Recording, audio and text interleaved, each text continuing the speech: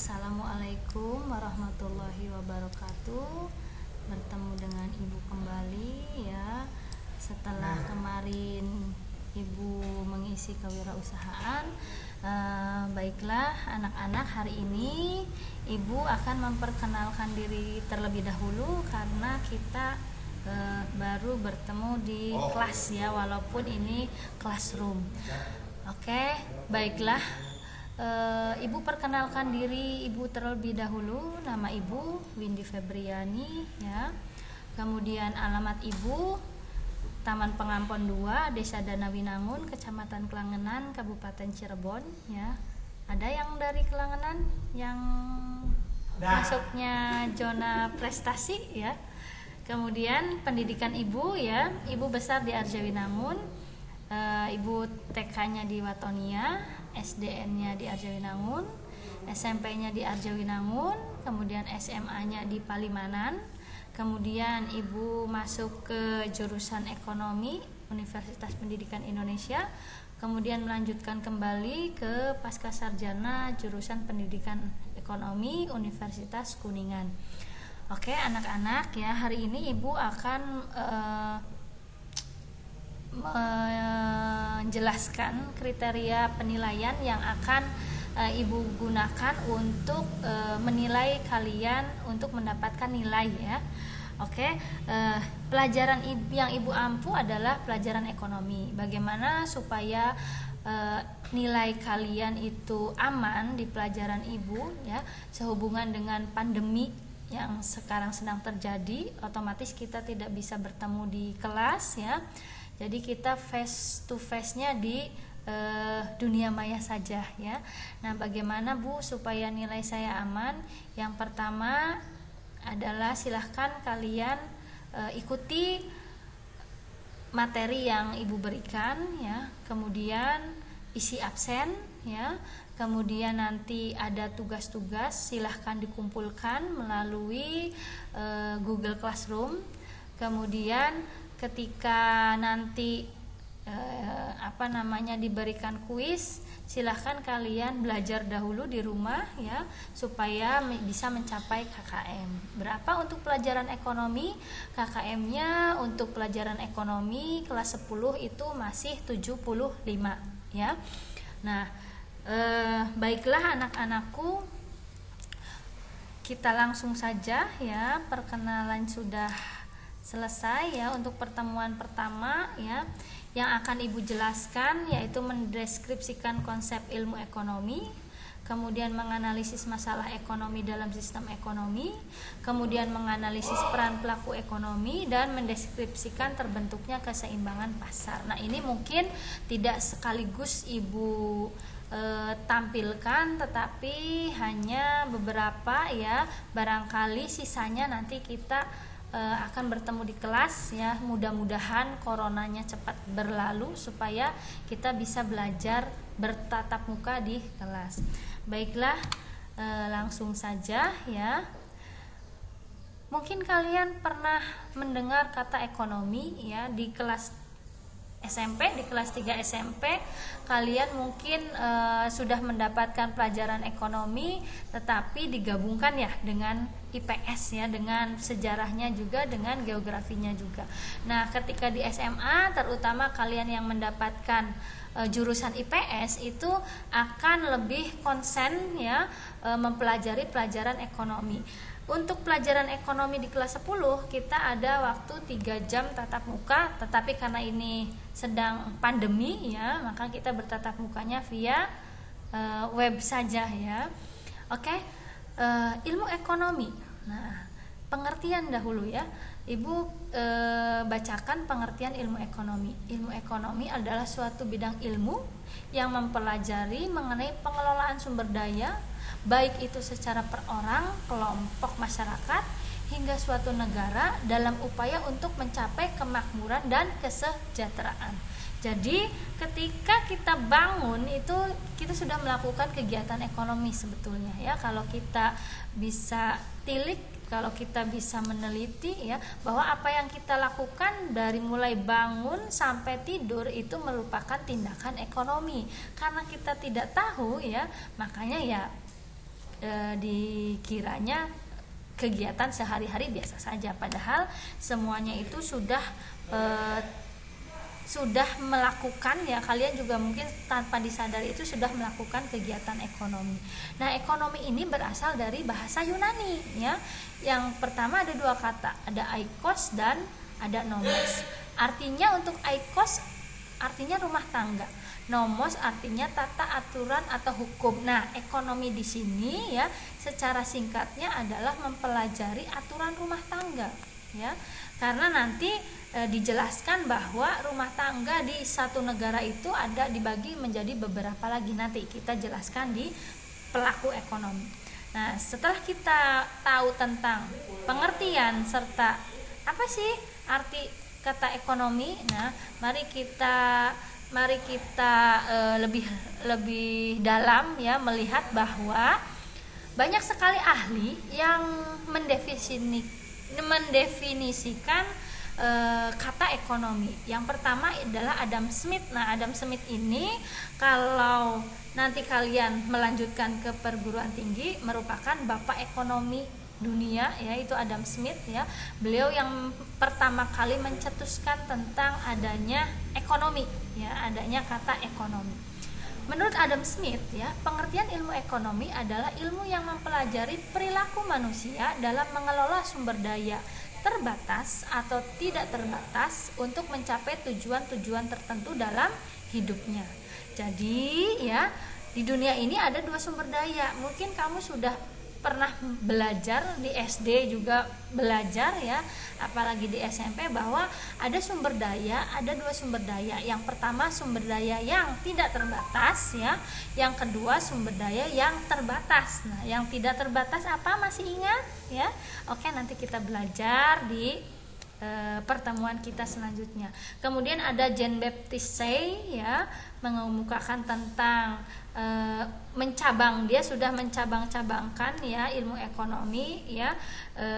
Kemudian ada John Stuart Mill, ya, dia sudah mempelajari tentang pengeluaran, ya. Kemudian Karl Marx. Nah, ini Karl Marx ini bisa dikatakan sebagai bapak sosialis, ya, atau dia nanti ajarannya komunis, ya. Karl Marx ini yang mencetuskan buku, ya, nantinya bukunya dijadikan untuk sistem ekonomi sosialis atau komunis.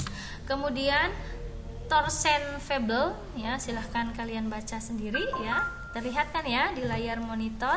Kemudian ada Max Weber. Nah, yang terakhir Ibu akan membacakan saja teori menurut orang Indonesia, ya. Siapa dia? Dia adalah Muhammad Hatta. Beliau mendefinisikan bahwa ilmu ekonomi adalah ilmu yang mempelajari proses-proses tercapainya kesejahteraan dan keadilan sosial dalam suatu masyarakat. Jadi ekonomi di sini tujuannya, ya, itu tercapai kesejahteraan. Nah, bagaimana cara mencapainya? Nanti kita pelajari dari bahan atau bab selanjutnya, ya. Kemudian, nah, ini dia yang menjadi permasalahan pokok ekonomi, adanya kelangkaan. Nah, ini adalah banyak soal-soal, mau itu masuk perguruan tinggi, ya, atau soal yang berkaitan dengan ekonomi, bahwa selalu ditanyakan apa masalah pokok ekonomi, ya. Masalah pokok ekonomi adalah scarcity atau kelangkaan. Apa itu?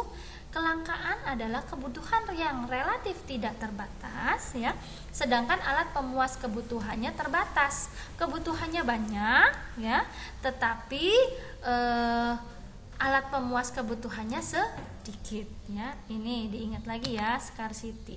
Nah, karena tadi kebutuhan yang tidak terbatas, ya, sedangkan alat pemuas kebutuhannya terbatas, maka dibuatlah skala prioritas. Nah, kalian juga harus, ya, memiliki skala prioritas dalam hidup kalian, terutama kebutuhan-kebutuhan yang dibutuhkan. Kenapa? Karena kemampuan kita terbatas untuk memenuhi kebutuhan tersebut. Oleh karena itu, ya, diprioritaskan yang utama. Apa pengertiannya? Adalah ukuran kebutuhan yang tersusun dalam daftar berdasarkan tingkat kebutuhan seseorang, yang dimulai dari kebutuhan paling penting sampai kebutuhan yang bersifat bisa ditunda pemenuhannya.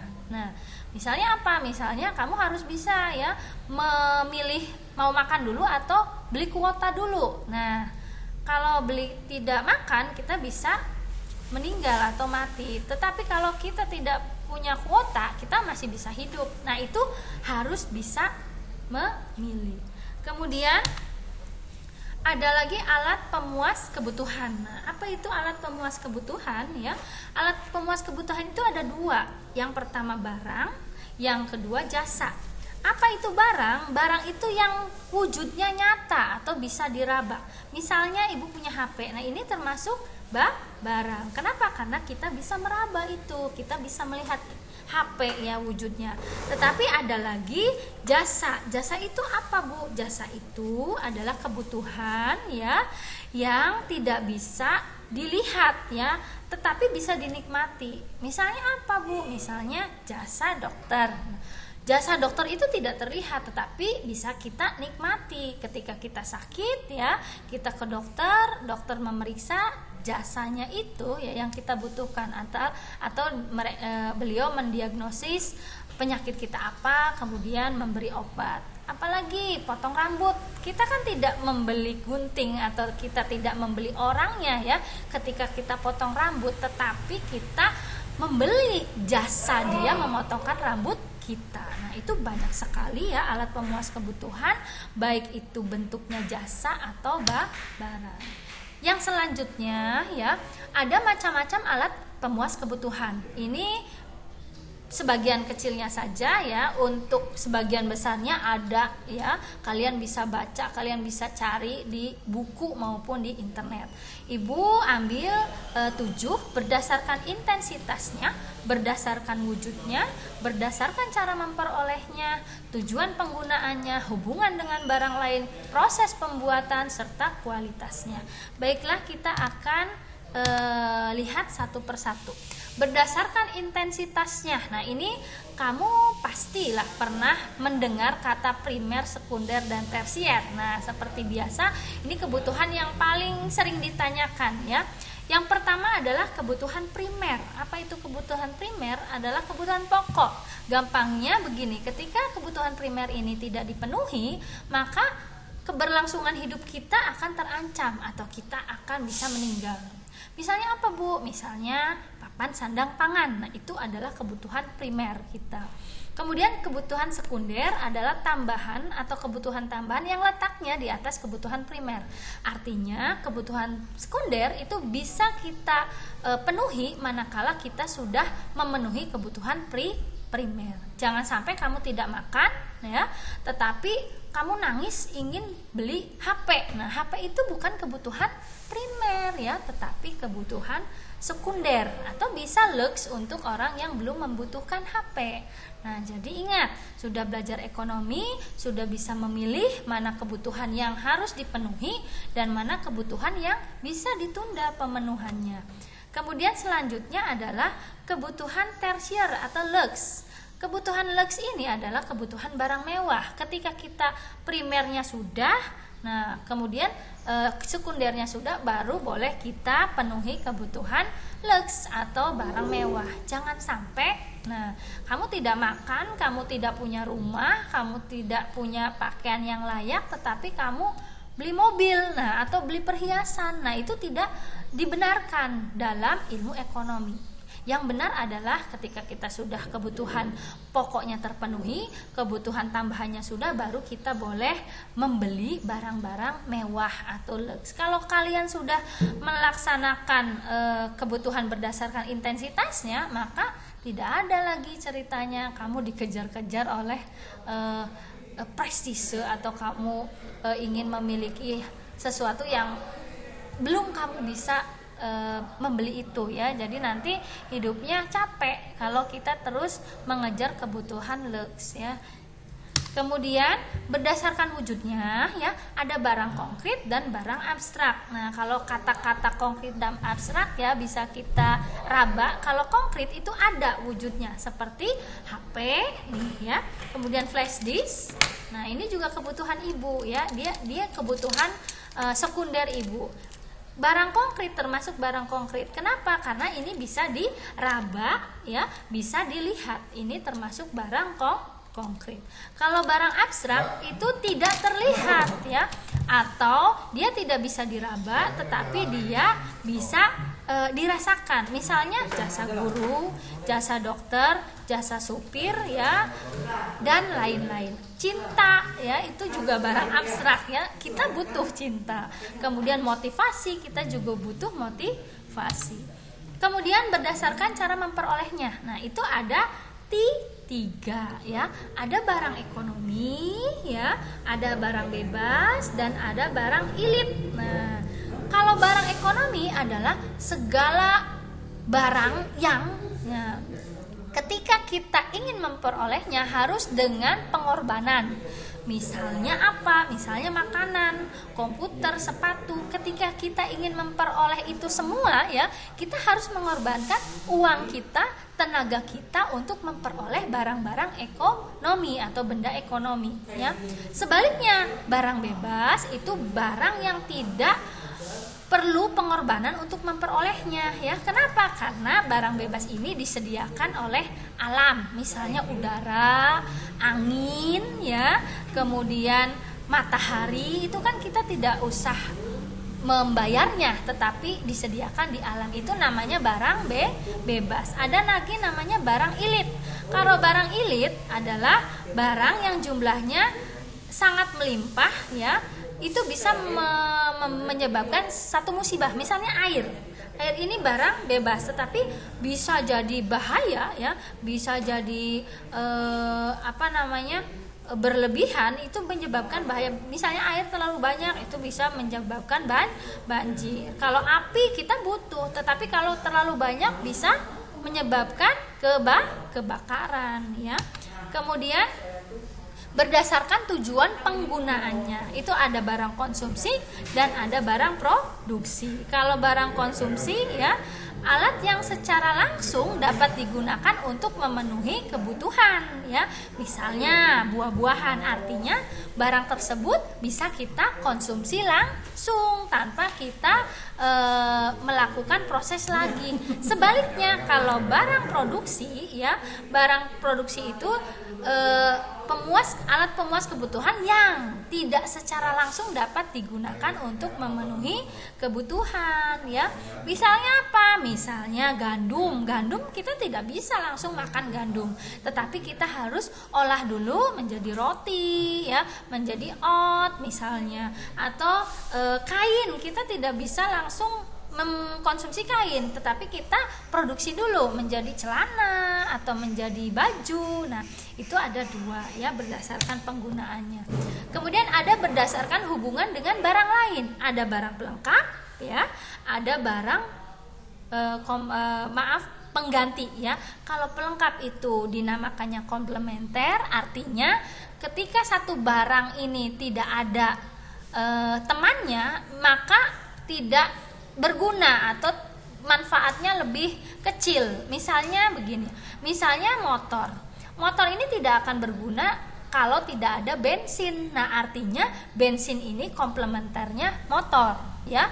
Atau lagi misalnya kompor gas dengan gas. Nah, ketika kompornya ada tetapi gasnya tidak ada, ya itu tidak akan berguna ya, tidak bermanfaat untuk kita. Tetapi ada pasangannya, komplementer itu gas dan kompor. Nah, itu artinya dia berpasangan. Kopi dengan susu boleh ya. Kemudian nasi dengan lauk ya. Kemudian mobil dengan bensin, atau HP dengan kuota, itu adalah barang pelengkap. Kemudian ada lagi barang pengganti atau substitusi. Artinya barang tersebut dapat saling menggantikan.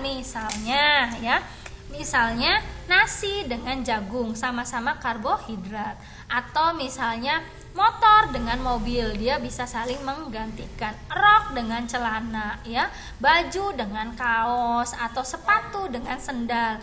Manakala tidak ada sepatu, kita bisa pakai sendal, atau ketika tidak ada beras, kita bisa makan jagung ya. Itu namanya barang pengganti. Kemudian berdasarkan proses pembuatannya, ada barang mentah, barang setengah jadi, dan barang jadi. Nah, ini biasanya dimanfaatkan oleh para pengusaha. Barang mentah misalnya begini. Barang mentah itu kapas itu barang mentah. Barang setengah jadinya kain ya. Barang jadinya ya celana, ya baju. Nah, contoh lainnya kayu, itu barang mentah ya. Barang setengah jadinya potongan-potongan kayu atau kursi yang masih dalam rangkanya saja. Barang jadinya ya kursi yang sudah diplestur ya, kemudian diperindah ya, dan lain sebagainya ya. Kalau makanan apa? Ayo, makanan apa? Misalnya terigu. Nah, itu barang mentah. Barang setengah jadinya kalau barang mentah gandum ya, barang setengah jadinya terigu ya, barang jadinya kue berupa produk makanan. Nah, itu ya. Kemudian berdasarkan kualitasnya, ada barang superior dan barang inferior. Kalau superior, super ya. Ingat kata super, berarti barang kualitas super atau barang kualitas tinggi. Kalau inferior, di bawah, berarti kualitasnya rendah.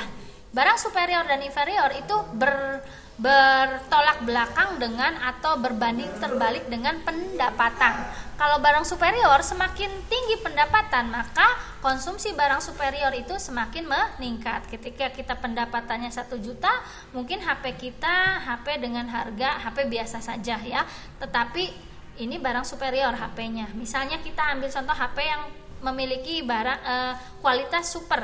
Ketika kita punya pendapatan 1 juta, maka HP-nya biasa. Ketika pendapatannya 10 juta, maka kita bisa memiliki HP dengan kualitas super. Artinya barang superior itu berbanding lurus dengan pendapatan. Kebalikannya dengan barang inferior. Kalau barang inferior semakin tinggi pendapatan kita, maka konsumsi barang inferior itu semakin rendah atau turun. Misalnya apa, Bu? Misalnya di sini adalah nasi aking. Mungkin ketika belum punya pendapatan, konsumsi nasi aking tinggi, tetapi ketika kita sudah punya pendapatan yang tinggi, maka kita akan meninggalkan nasi aking. Artinya itu berbanding terbalik ya, bertolak belakang. Pendapatan tinggi, barang superior yang dikonsumsi rendah. Kalau superior itu berbandingnya lurus atau punya fungsinya positif. Ketika ini tinggi, berarti konsumsi barang superior juga tinggi. Nah, anak-anak ya, mungkin hanya sebagian kecil materi tentang di awal ini tentang konsep ekonomi. Mudah-mudahan kalian tidak puas ya. Silahkan apabila ada hal-hal yang perlu ditanyakan, perlu didiskusikan, silahkan Ibu tunggu di room ya untuk kita berdiskusi. Ibu ada di sana ya. Assalamualaikum warahmatullahi wabarakatuh.